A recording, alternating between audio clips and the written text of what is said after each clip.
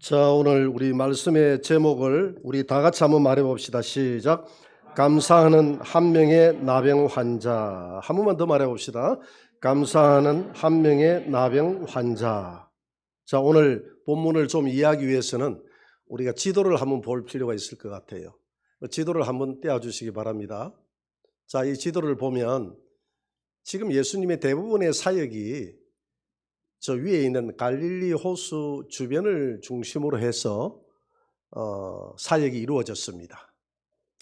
이제 우리 주님이 그쪽에 사역을 끝내고 유대 지역에 있는 예루살렘으로 내려가서 그 예루살렘 근교에서 복음을 전해야 되겠다, 이렇게 생각을 하고 갈릴리에서 예루살렘으로 향하는 도중에 거기에 이스라엘의 제2의 도시가 있는데 그 도시가 사마리아입니다. 사마리아 지역에 조금 못 이르러서 조그마한 마을을 통과하게 됐어요. 그런데 그 마을을 통과하는 순간에 저 멀리에서 어떤 집단이 있는데 그 집단에서 소리가 들립니다. 예수 선생님, 우리를 불쌍히 여겨 주옵소서. 예수 선생님, 우리를 불쌍히 여겨 주옵소서. 이런 소리가 들리는 거예요. 오늘 누가복음 17장 12절 13절 우리 다 같이 한번 읽어보도록 합니다. 다 같이 시작. 한 마을에 들어가시니 나병 환자 10명이 예수를 만나 멀리 서서 소리를 높여 이르되 예수 선생님이여 우리를 불쌍히 여기소서 하거늘. 여러분, 가까이 와서 이야기를 했으면 될 텐데 왜 이렇게 멀리 서서 선생님 우리를 불쌍히 여겨달라고 했을까요? 이들은 나병 환자입니다. 나병 환자들은 그 유대 랍비들의 그 문헌에 의하면 한 100보 이상 떨어져서 사람들과의 관계를 유지해야 됩니다. 이 나병은 유대인들에게 있어서는 하나님이 내린 벌이라고 생각을 했습니다. 그때 당시에 그 사고로서는. 그래서 이 나병에 한번 걸리면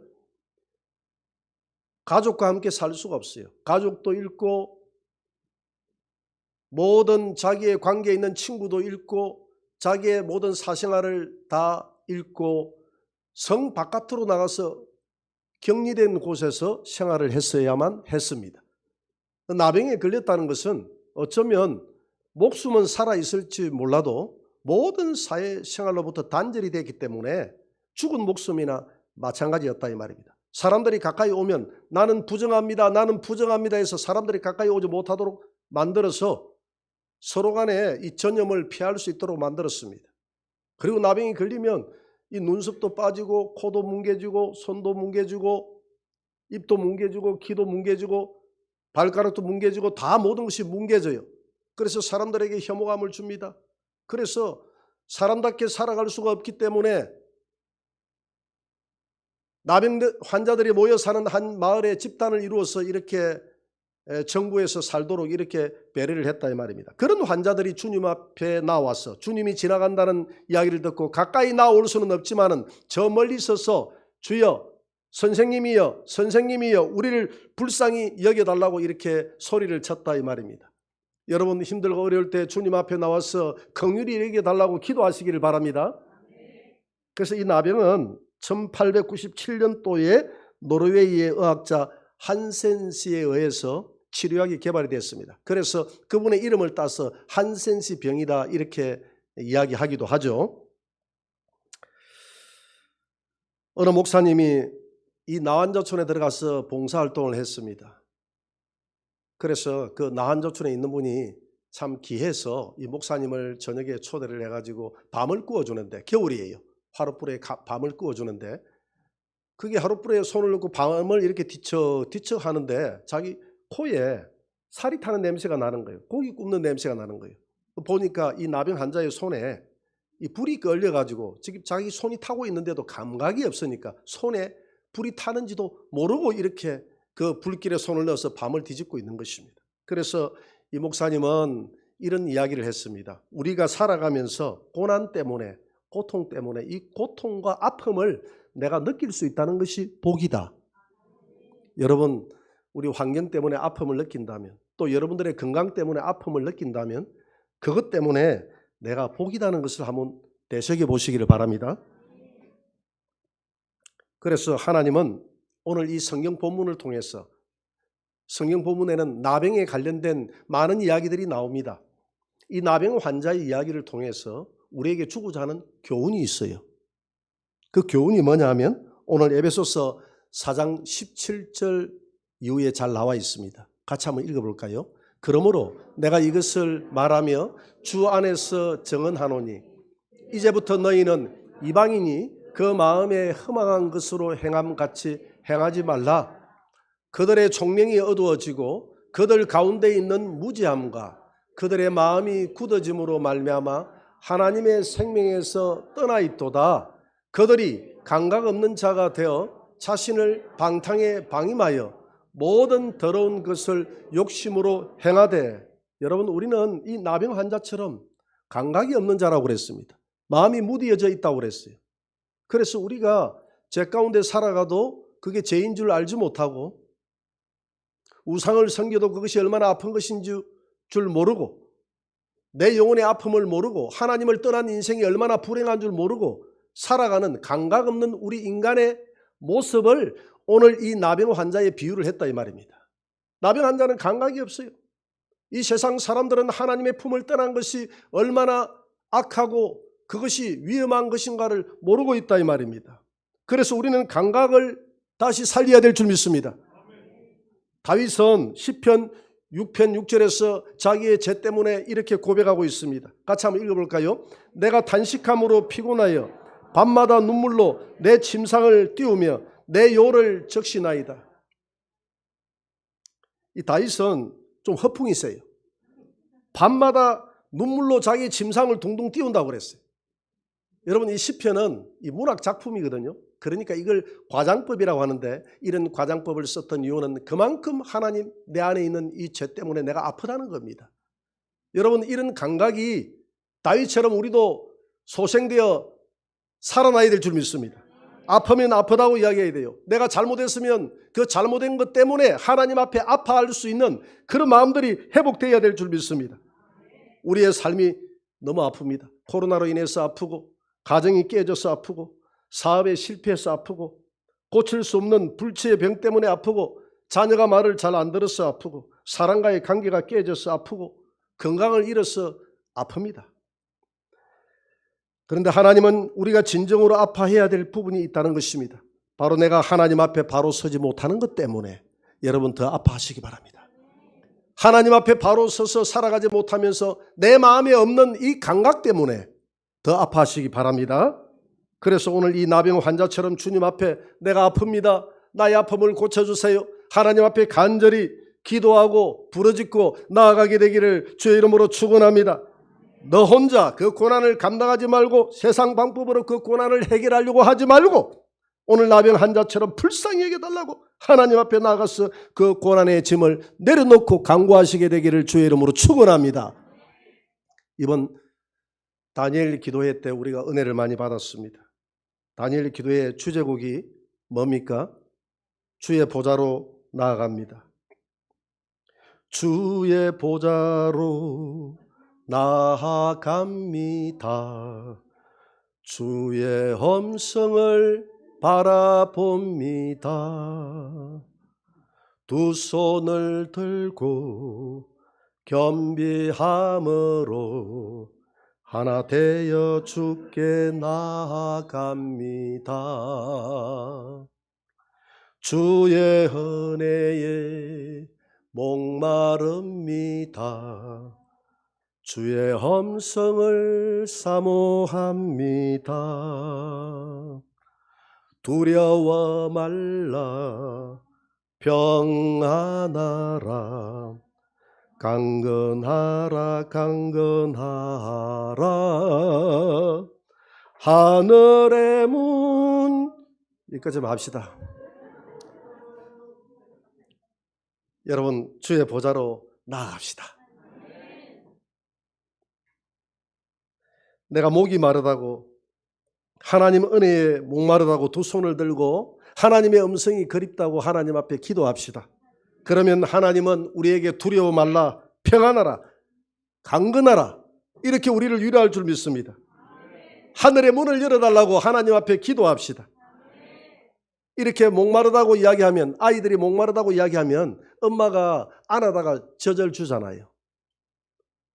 어릴 때 우리 박은희 집사님, 우리 백성주 형제가 우리 예언이를 쳐다보고 너무 예쁘다고, 우리도 예언이처럼 예쁜 딸을 하나 낳자고 했어. 그래서 나올 수 없는 환경을 병원에 가서 다시 고쳐가지고 딸을 낳기로 이렇게 하고 아기를 낳았는데 아들 쌍둥이가 나와버렸어요. 얼마나 절망스럽겠습니까? 이 두 아들을 엄마가 데려와서 키우는데요. 여자는 약해도 엄마는 힘이 세더구만.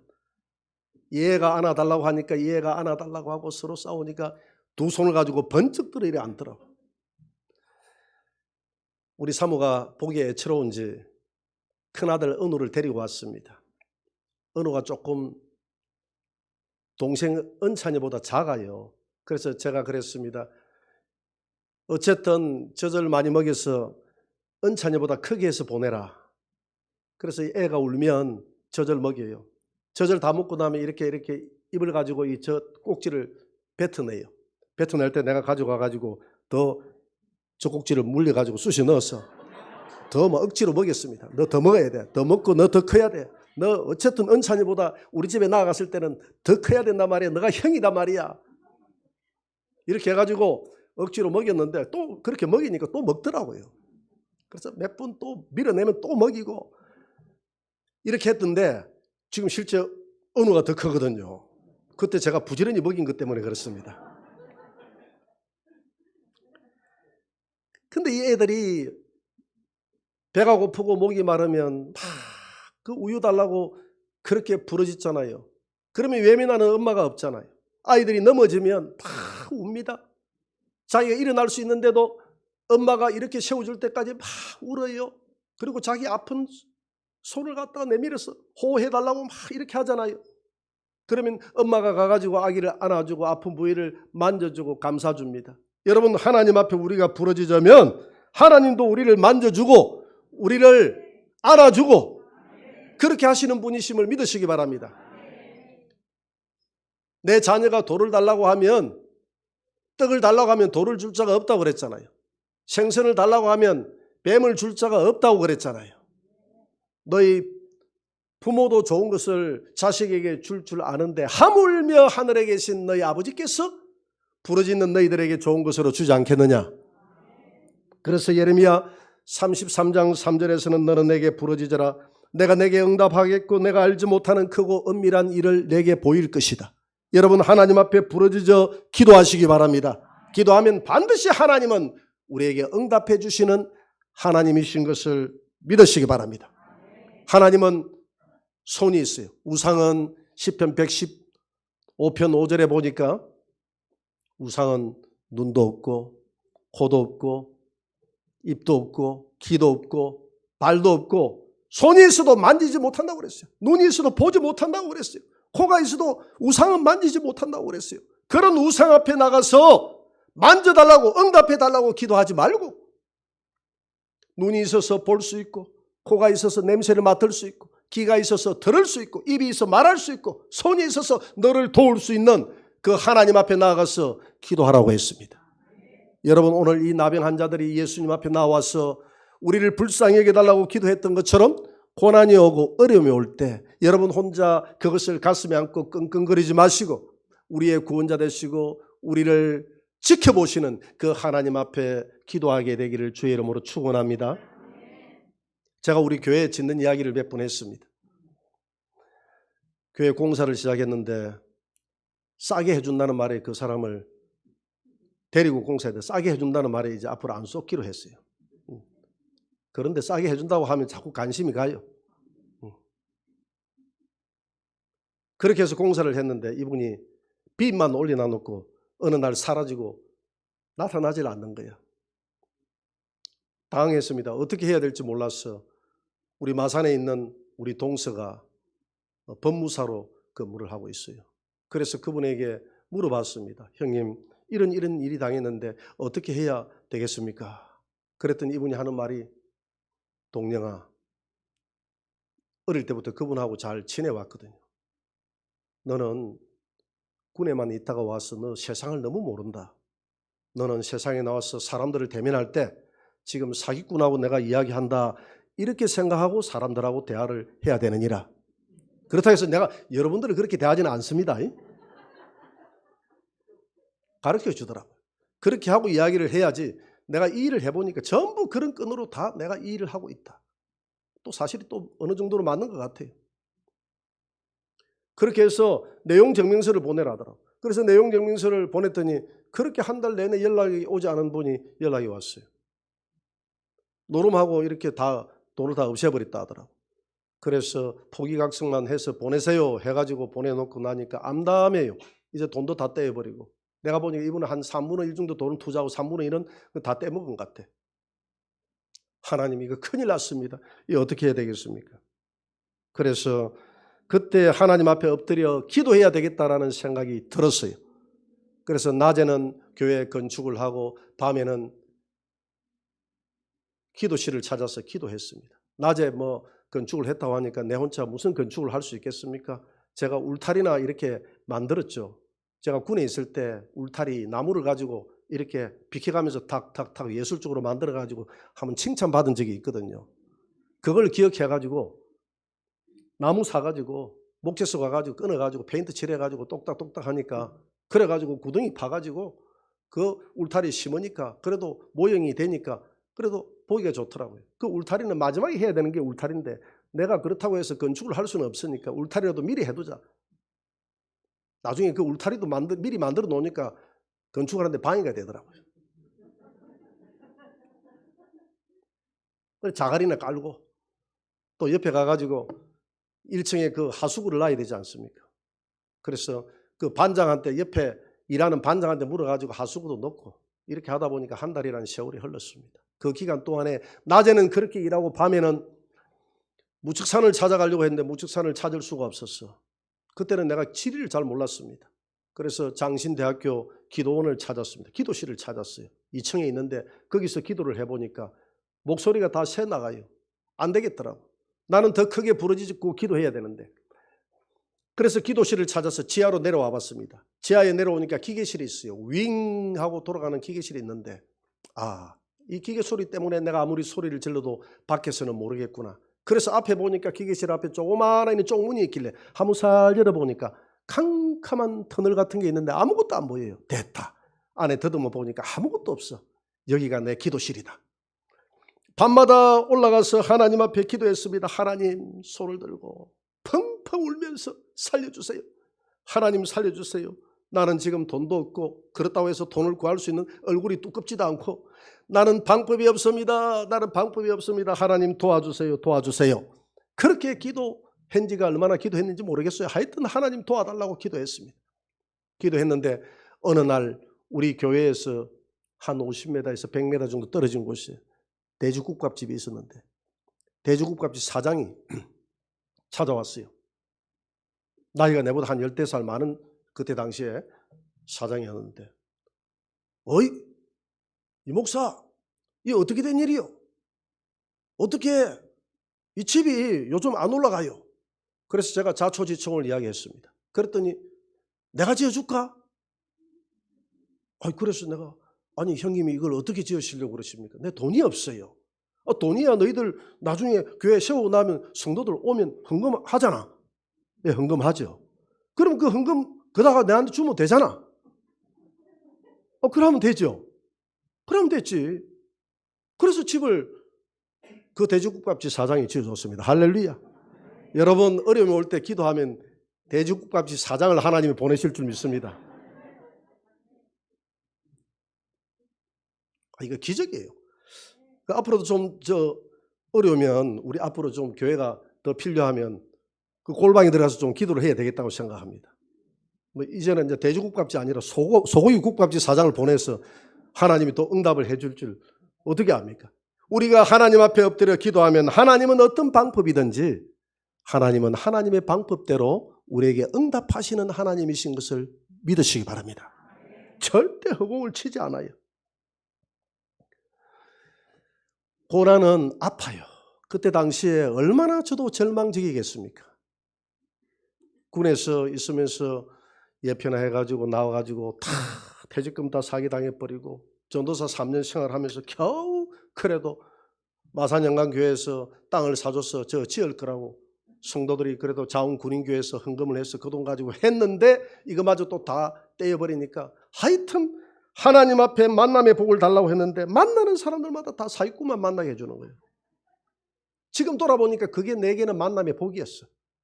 그것 때문에 내가 얼마나 강건하게 되고 그것 때문에 얼마나 내가 연단이 되고 그런 것들 때문에 내가 사회를 단시간 내에 알게 됐어요. 할렐루야. 고난은 아프지만 이 고난이 없었더라면 하나님의 기적도 없는 것입니다. 오늘 나병 환자들이 이 나병 환자에 걸리지 않았더라면 나병 환자가 기적적으로 남는 기적도 없다 이 말입니다. 홍해 바다가 앞에 없었더라면 갈라지는 기적도 없었습니다. 마라의 썸물이 없었더라면 단물을 볼 수 있는 기적도 없었고 목마름의 고통이 없었더라면 반석에서 물이 나는 기적도 없었어요.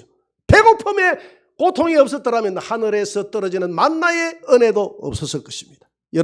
여러분들에게 찾아오는 내가 감당할 수 없는 그런 고난들이 있다고 하면 오늘 이 나병 환자처럼 하나님 나를 불쌍히 여겨달라고 기도하시기 바랍니다.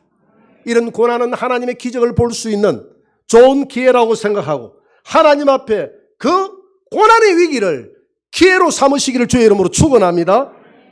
어떤 분이 그래요. 목사님, 나는 우리 가정이 깨어졌지만 나는 감사합니다.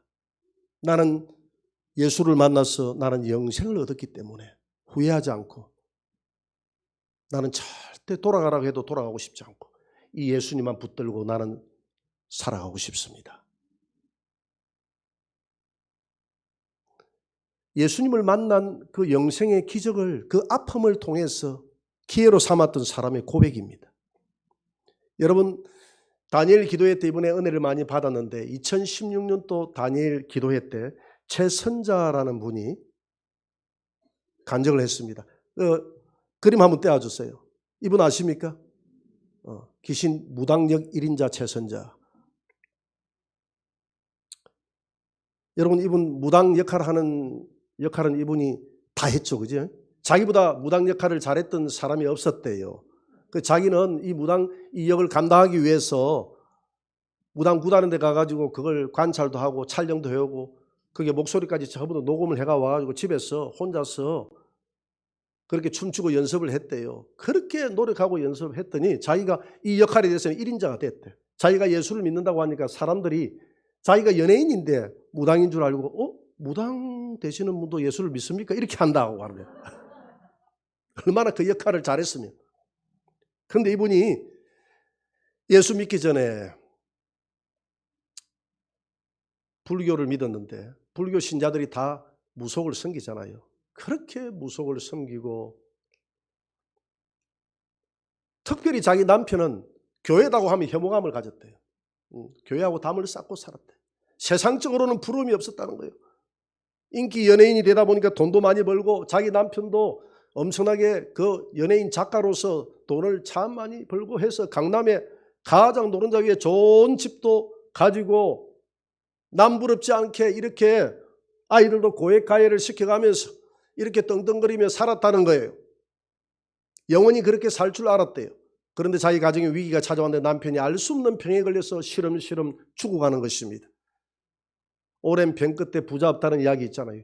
효자 없다는 이야기도 있고. 그런데 이분은 병원으로 데려가서 모든 가장 특실 중에 특실, 하루에 100만 원이 넘어가는 그런 특실 속에 남편을 넣어놓고 간호를 하고 해도 남편은 깨어날 줄 모르고 점점 깊은 병명도 알 수 없는 이 병에 깊어갔다고 합니다. 오만 방법을 다 했대요.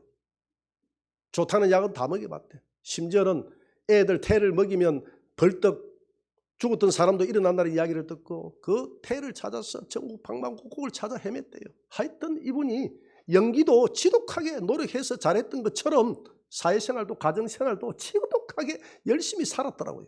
그렇게 해서 오만 짓을 다 해봤는데도 남편은 일어나지 않더랍니다. 그러면서 그때 연예계에 있던 아주 그때 구봉서 장로 또 누굽니까? 각규석 이런 분들이 참 신앙이 좋았다네요.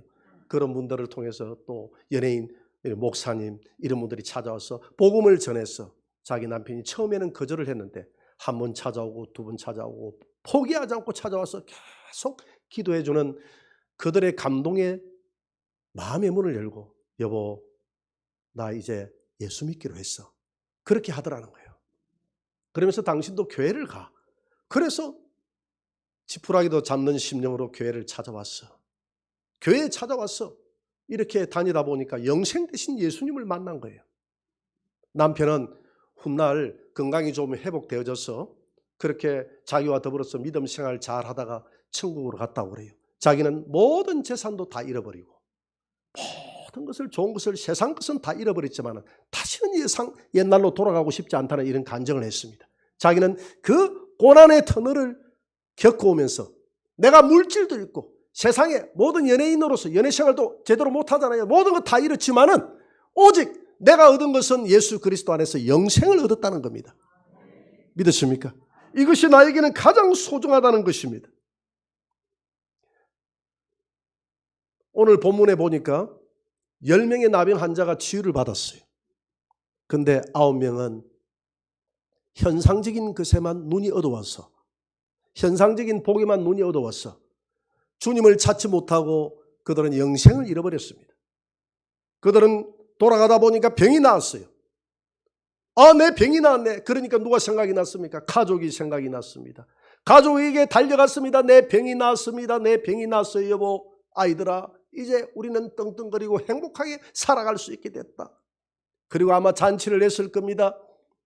그리고 이전에 내가 병 낫게 해주었던 그분이 참 누구인지 참 고마운 분이다. 요 정도 옛날 이야기, 전설의 옛날 이야기로서 끝났을 거예요.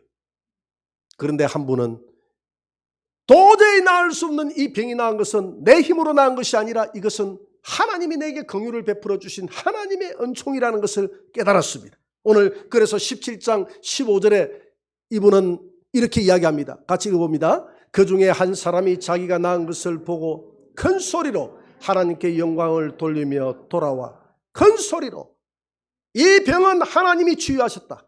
하나님께로 돌아와서 예수님 앞에 엎드려서 감사하며 절을 합니다. 그랬더니 주님이 17장 17절에서 이렇게 주님이 말씀하셨습니다. 같이 읽어봅시다. 예수께서 대답하여 이르시되 10사람이 다 깨끗함을 받지 아니하였느냐? 그 9은 어디 있느냐? 9명은 어디 갔느냐? 9명은 어디 갔느냐? 왜 감사로 오는 자가 너밖에 없느냐라고 이야기합니다. 저는 우리 교회 안에서 여러 사람들이 치유되는 것을 봤습니다. 그런데요, 그 중에서는 조그마한 이런 치유에도 감사해서 하나님 앞에 영광 돌리며 점점 주님 앞에 가까이 나오는 사람들이 있는가 하면 내 몸도 낫고 그동안 내가 이렇게 고통당했는데 이렇게 다 나았구나. 치유되고 나니까 취직도 할 수 있네. 일도 할 수 있네. 이래서 세상에 가버리고 다시는 교회하고 담을 쌓는 이런 모습도 보게 됩니다. 예수님이 제자들을 보낼 때에 누가복음 10장에서 보니까 귀신들을 쫓아내고 병자들을 낫는 권능을 줘서 보냈다고 그랬습니다. 그랬더니 제자들이 와서 기뻐합니다. 주여 주의 이름으로 우리가 선포했더니 귀신이 나가고 병자들이 치유되는 놀라운 일들이 일어났습니다. 귀신들이 항복하더이다. 그랬더니 우리 주님이 하시는 말씀이 귀신들이 항복하는 것으로 그것도 기뻐할 일이지만은 그것 때문에 기뻐하지 말고 진정으로 귀신을 항복하게 하시는 그분이 누구인가를 깨닫고 너의 이름이 그분을 만나서 하늘의 생명책에 내 이름이 기록된 것으로 기뻐하라. 할렐루야.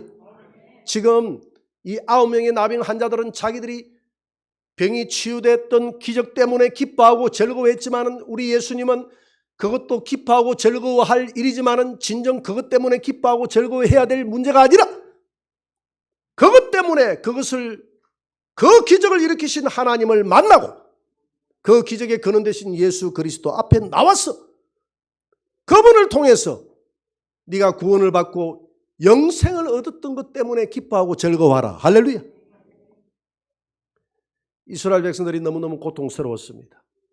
애굽에서 탈출해서 행복할 줄 알았는데 40년 동안 광야 생활을 하면서 모든 것을 다 잃고 얼마나 고통 속에 살았습니까? 그럼에도 불구하고 모세는 그들에게 뭐라고 이야기합니까? 너희들은 행복자다. 어떻게 행복자입니까?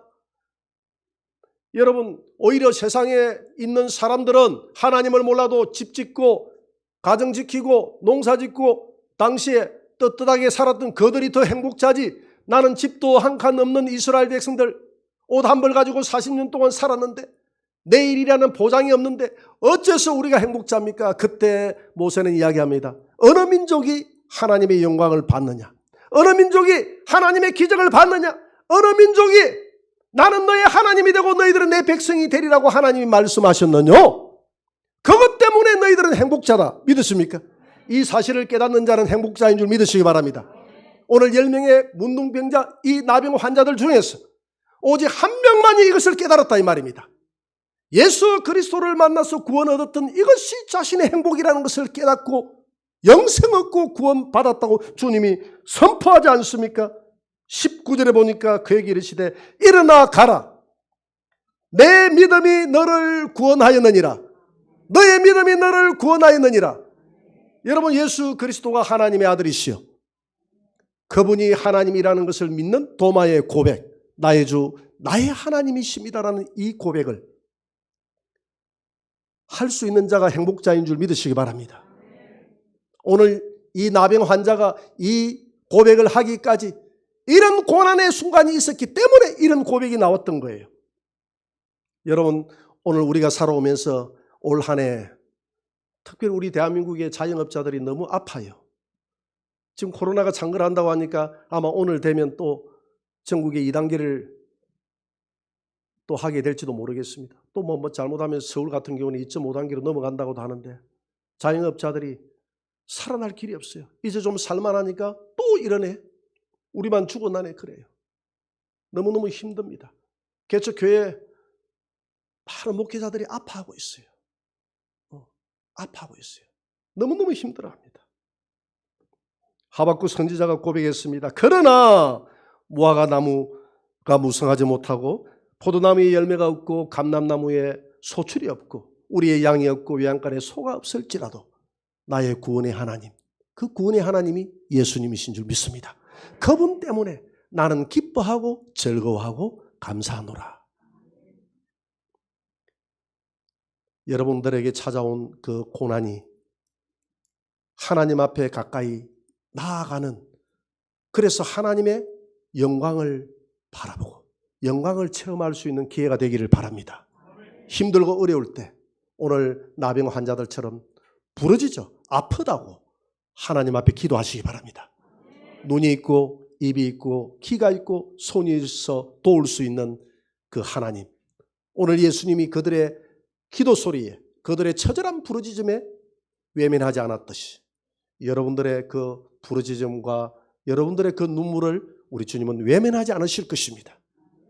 그리고 응답하시는 그 현상에 만족하지 마시고 나에게 구원을 베풀어 주시는, 나에게 응답하시는 이분이 바로 나에게 영원한 생명을 부어 넣어주신 나의 주, 나의 하나님이라는 사실 때문에 기뻐하시고 즐거워하면서 올 한 해를 마감하는 그런 삶이 되시기를 주의 이름으로 축원합니다.